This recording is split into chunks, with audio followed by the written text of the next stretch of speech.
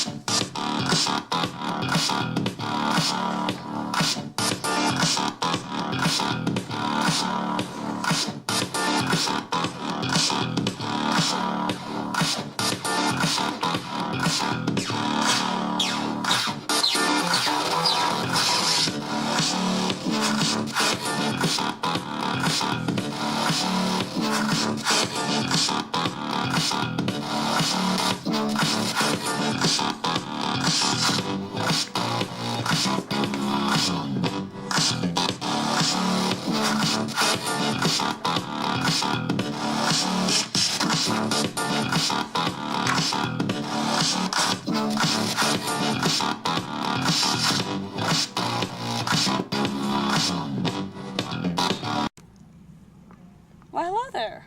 Welcome to Hindu Habitat. Here we will teach you about all things Hindu. But first, here's Matthew with the basics. Thanks, Kalen. Now, Hinduism originated in northern India.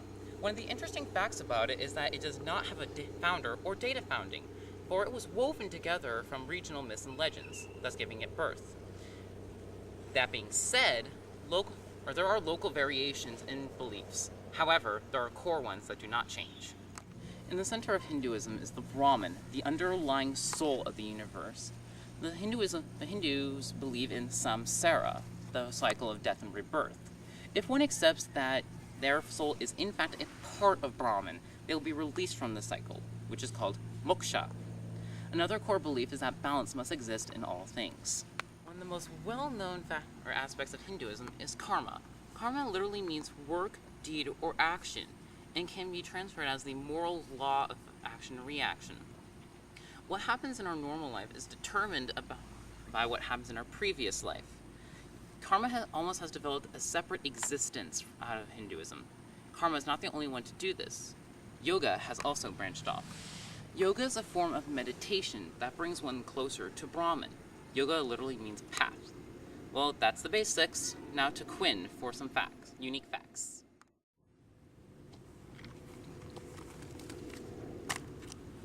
So, you might be asking yourself, what makes Hinduism so unique? Well, one of the most unique contributions that Hinduism has made is the caste system. The caste system is a central and binding organization of all peoples, dividing them into different castes or classes. You can't really change your caste, and it's something you're born into.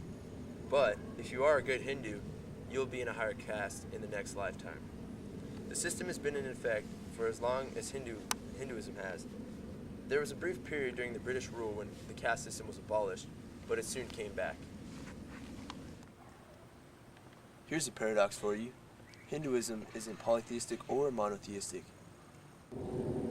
Hindus worship one god, Brahman, and recognize all other gods and goddesses as avatars of the one god, Brahman. Therefore, making Hinduism a henotheistic religion. How intriguing. Hinduism has so many interesting aspects. Take the bindi worn by girls. The bindi is placed on the forehead, right here. This is supposedly where the 6 chakras located. The bindi is said to retain energy and strengthen concentration. It is also said to protect against demons or bad luck. The male version of this is the tilaka. And their grading, too. They first press their hands together, symbolizing two people meeting. Then they place their hands over their hearts, symbolizing the connecting to the divine spirit in the other person, and bowing and saying namaste, meaning I bow to the divine in you. Namaste. Cool.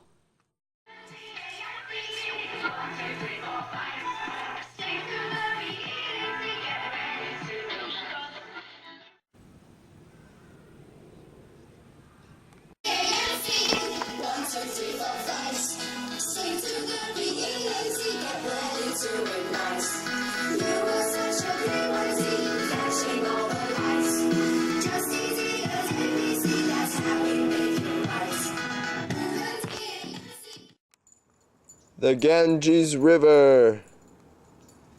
A common ritual in Hinduism is to set ashes afloat on the Ganges River. Another common ritual, usually performed at home or in the city, would be to set flowers in water as a sacred offering. Now, Hinduism is all about location. Since we know Hinduism started in India, they would have the largest population of Hindus.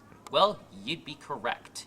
They have the highest amount of Hindus in the world, with 751 million practitioners. But where else is it? Now, as you can see by this chart, India has by far the largest population of Hindus, with over 751 million practitioners. Nepal is a not so close second, with about 400 million practitioners. This chart demonstrates the global distribution of Hindus, with notable populations in Bangladesh, Indonesia, Sri Lanka, and Pakistan.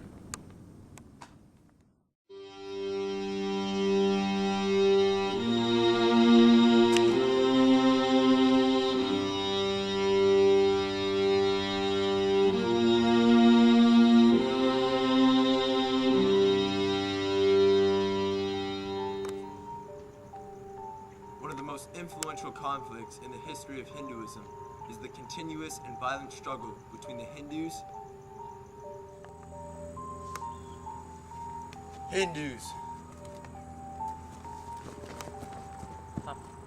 and mainly Pakistani Muslims. Muslims! The territory of Kashmir. This rivalry has been around since the 600s, but it skyrocketed in the 1900s with the birth of the nationalist movement in India.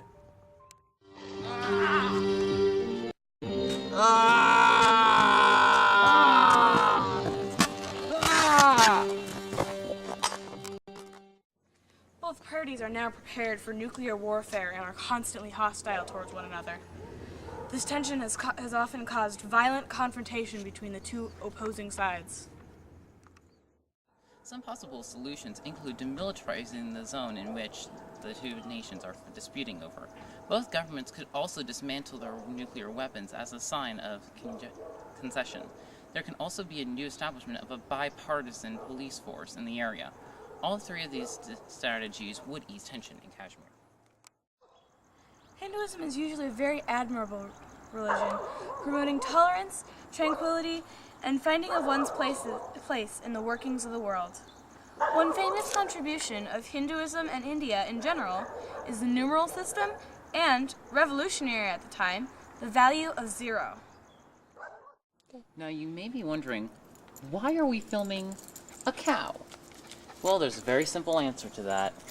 In Hinduism, cows are sacred animals, one of the most sacred, in fact. That is why they are vegetarian and don't eat any beef. Now, this all may seem very interesting to you.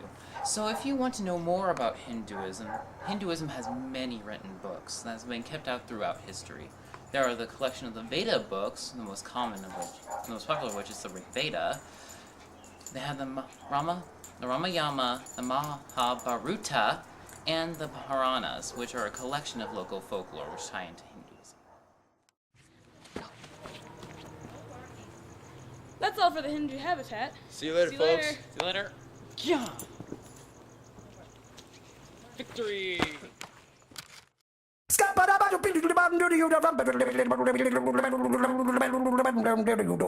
I'm a scat man. Oh my god! Well, as you can see by... Oh, you're such a good cow. What a good cow.